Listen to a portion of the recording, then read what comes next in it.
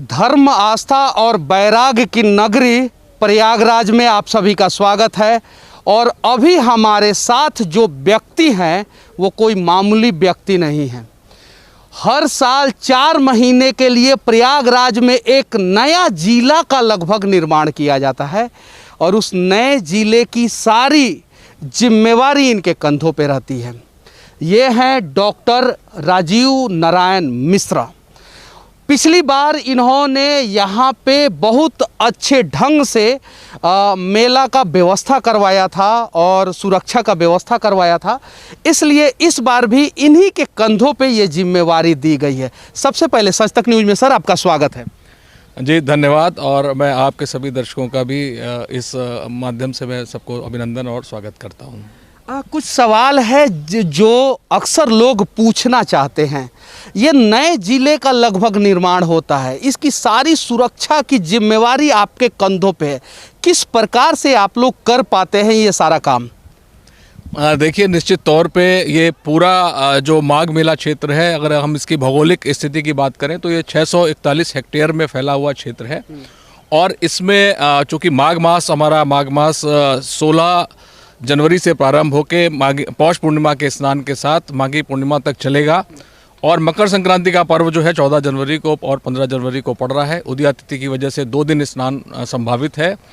इसके लिए एक व्यापक बंदोबस्त किया जाता है। पूरा शहर बसता है, लाखों लोग यहाँ पर श्रद्धालु, स्नानार्थी और कल्पवासी आते हैं। अलग अलग समयों पे आते हैं, स्नान करते हैं और ये प्रतिक्रिया लगातार अनवरत जारी रहती है। पूरे 1 माह से अधिक समय में ये सारी कार्यवाहियाँ चलती रहती हैं। इतनी बड़ी संख्या में जब श्रद्धालु स्नानार्थी यहाँ पर आते हैं तो उनके लिए एक सम्यक प्रबंध किया जाना भी बहुत आवश्यक होता है।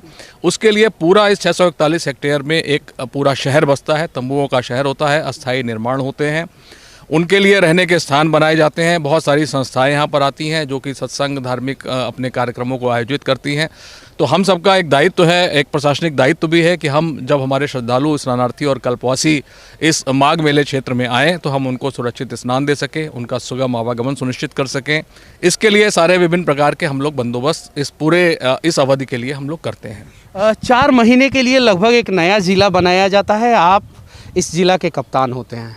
आपके ऊपर जो है बहुत सारी जिम्मेवारी होती है। बहुत सारे लोग आपके अंडर में काम करते हैं, उन्हें भी देखना होता है। सीसीटीवी निगरानी, सुरक्षा की निगरानी, उसके अलावा इनपुट आते रहता है आईबी के द्वारा और बहुत सारे। इन सब चीज़ों को किस प्रकार से हैंडल कर पाते हैं? ये आपके लिए मतलब कि एक कठिन काम होता है या आसान काम होता है या कर्तव्य का पालन करते करते ये सब हो जाता है? निश्चित तौर पे एक ये बड़ा चुनौतीपूर्ण कार्य होता है, क्योंकि यहाँ पर आप देखते हैं कि हर चीज़ अस्थाई है। एक बालू के संगम के तट पर सारा पूरा शहर बसता है। बाहर से लोग आते हैं, विभिन्न प्रकार के लोग आते हैं। उनके सुरक्षा के लिए जो हम लोग बंदोबस्त करते हैं तो पूरे उत्तर प्रदेश पुलिस की विभिन्न इकाइयों से, विभिन्न संगठनों से, विभिन्न जिलों से अलग अलग लोग यहाँ पर आते हैं। और उसके बाद सारे लोग यहाँ पर एकत्र होने के बाद उनको व्यवस्थापित किया जाता है और सुरक्षा कार्यक्रम में लगाया जाता है। एक सुरक्षा योजना तैयार की जाती है। पूरे मेले को हम लोग सुरक्षित करने के उद्देश्य से हम लोगों ने एक व्यवस्था देने के उद्देश्य से पूरा 13 अस्थायी थाना क्षेत्रों में हम लोग विभाजित करते हैं और 13 अस्थायी थानों का हम सृजन करते हैं। इन्हीं थानों के साथ साथ हम लोगों ने 36 चौकियाँ स्थापित की हैं, जिससे कि वो पूरे हम मेले क्षेत्र को सुरक्षित कर सकें। जैसा कि मैंने बताया आपको कि हमारा उद्देश्य ये है कि जो हमारे यहाँ पर जो लोग भी आएँ, श्रद्धालु आएँ, तो वो सुगम आवागमन हो सके। वो एक धार्मिक भावना के साथ आ रहे हैं कि संगम के पावन तट पर हमको स्नान करना है, सुगम आवागमन हो, उसके बाद उनका हम सुरक्षित स्नान दे सकें। और कल्पवासी, जैसा कि मैंने बताया कि पौष पूर्णिमा से लेकर माघी पूर्णिमा तक 1 माह तक बहुत सारे कल्पवासी यहाँ आकर लगातार प्रवास करते हैं। जो लाखों श्रद्धालु हैं वो एक फ्लोटिंग पॉपुलेशन की तरह अगर हम कहें तो आए, स्नान किया और चले गए। लेकिन जो कल्पवासी हैं वो पूरे इस माघ मास में यहाँ पर प्रवास करते हैं और उनकी कुछ नियम हैं, उनका पालन करते हैं। सुबह स्नान करेंगे, 2 बार सूर्यास्त से पहले स्नान करेंगे, व्रत रखेंगे, वो उस प्रकार की अपनी व्यवस्थाएँ वो करते हैं। तो हम इन सबको सुरक्षा, एक ऐसा वातावरण देना हम लोगों का प्रयास होता है कि वो जब यहाँ पर आएँ तो एक अच्छी छाप लेके जाएँ।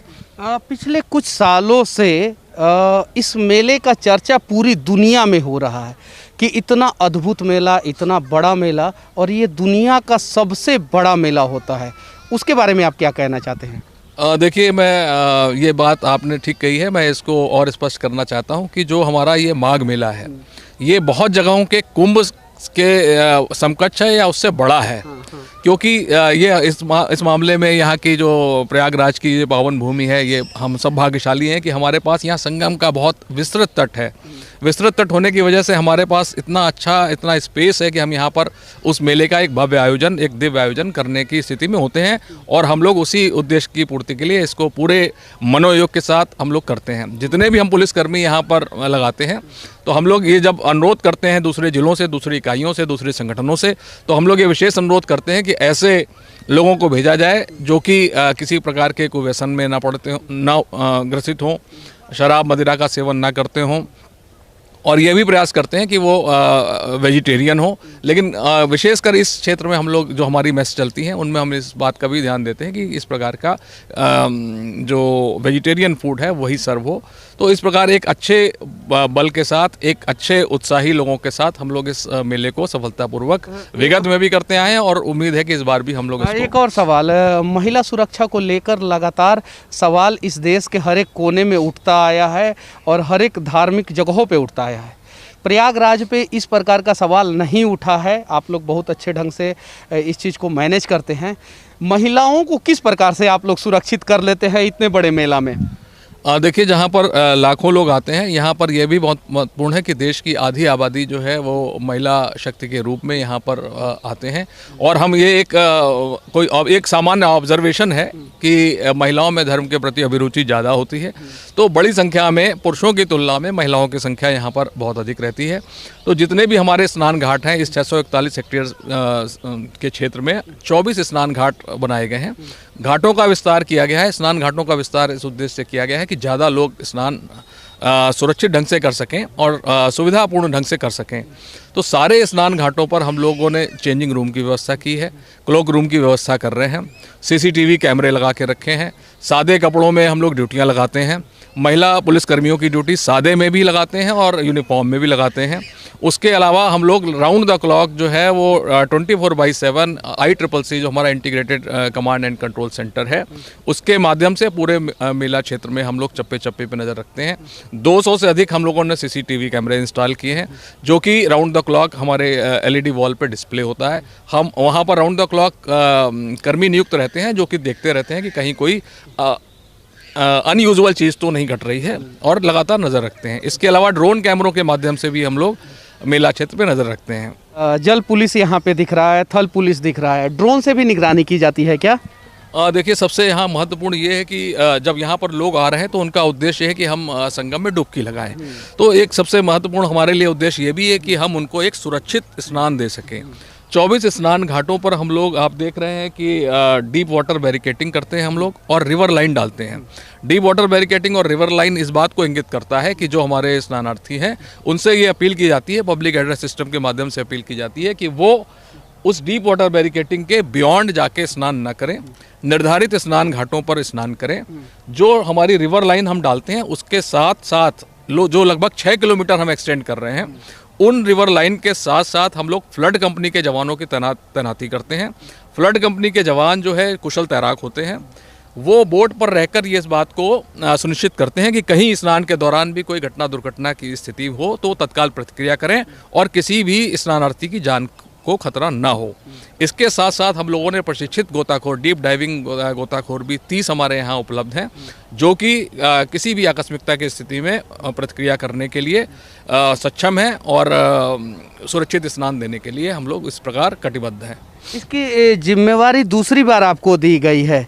पिछली बार ऐसा आपने क्या किया था जिसके वजह से आपको इतना बड़ा कुंभ की जिम्मेवारी, ये तो माघ मेला है, इतने बड़े मेले की जिम्मेवारी जो है आपके कंधों पे सरकार ने दे दी? देखिए, मैं इसके लिए अपने को भाग्यशाली मानता हूँ कि इस संगम तट पर और ऐसे धार्मिक आयोजन में मुझे सेवा करने का मौका मिल रहा है।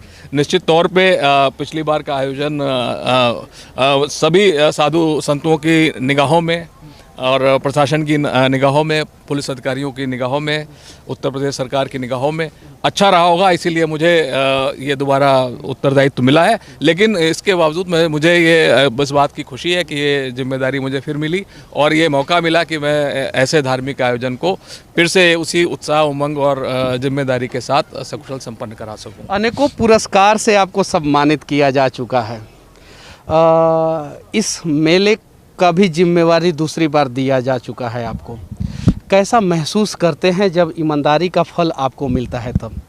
देखिए, किसी भी पुलिसकर्मी के लिए ये बहुत प्रसन्नता की बात होती है जब उसके कार्यों को वरिष्ठ अधिकारियों द्वारा, सरकार द्वारा, शासन द्वारा सराहा जाता है। निश्चित तौर पे मेरे लिए भी ये एक बहुत ही प्रसन्नता का विषय है कि मुझे भी मौका मिला और इन चीज़ों को देखा गया, समझा गया और जिम्मेदारी दी गई।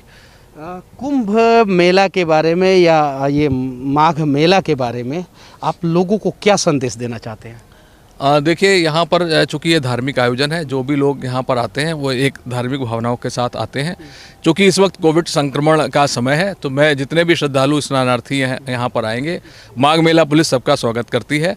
लेकिन ये ज़रूर मैं आपके माध्यम से, आपके चैनल के माध्यम से आमजन से, श्रद्धालुओं से, कल्पवासियों से, स्नानार्थियों से अपील करना चाहूँगा कि जब वो आएँ तो कोविड प्रोटोकॉल का पालन करें, मास्क अवश्य धारण करें, सैनिटाइजेशन का काम लगातार अपना करते रहें, हाथ सैनिटाइज करते रहें और सुरक्षित स्नान और अपना उद्देश्य की पूर्ति करके यहाँ से अपने गंतव्य को सुरक्षित आप अपने टीम के लोगों से क्या कहना चाहते हैं, चूँकि आपका एक बहुत बड़ा टीम है, किस प्रकार से ड्यूटी करें और किस प्रकार से इस आयोजन को सफल बनाएं?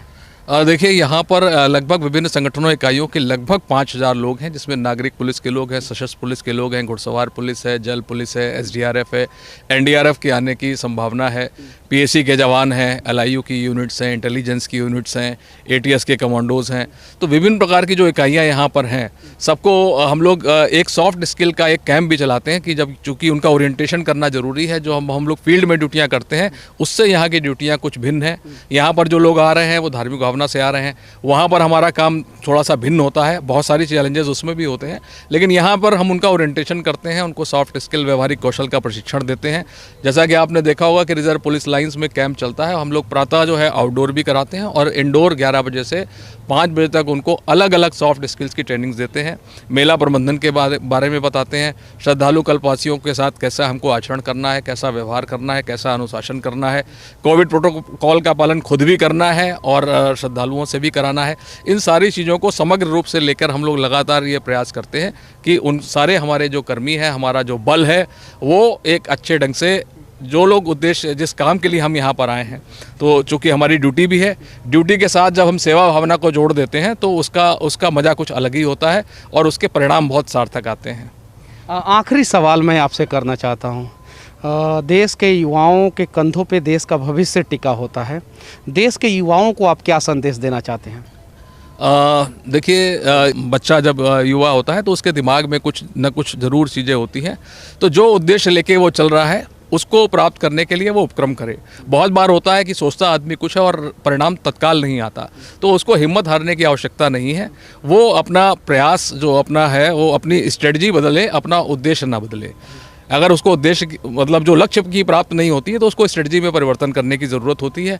और सबसे महत्वपूर्ण है कि देश के प्रति एक समर्पण की भावना, वो अगर हम रखेंगे, अपने परिवार के प्रति जो है वो एक हम सम्मान और उसकी चीज़ प्रति रखेंगे, जो हमारे बंधु बांधव हैं उनके प्रति हम सम्मान और एक अच्छा आचरण हमेशा प्रस्तुत करेंगे, तो निश्चित तौर पे वो एक अच्छे व्यक्ति भी बनेंगे, अच्छे इंसान भी बनेंगे, अच्छे नागरिक भी बनेंगे। बहुत बड़ी बात इन्होंने बोला है कि देश के प्रति समर्पण की भावना और हम सभी को रखना चाहिए। ये थे डॉक्टर राजीव नारायण मिश्रा जी, जिनके कंधों पे दूसरी बार इस मेला को सफल आयोजित करने की जिम्मेवारी दी गई है। आप लोग इस वीडियो में अपना राय यहाँ के मेले के बारे में, प्रयागराज के बारे में ज़रूर रखना। बाकी हमारा ये प्रयास कैसा लगा आप लोग कमेंट करके ज़रूर बताना। सच तक के लिए प्रयागराज से डॉक्टर राजीव नारायण मिश्रा जी के साथ, जो यहाँ के कैप्टन भी हैं, SP भी हैं, मैं बस यही बात बोलूँगा। जय हिंद।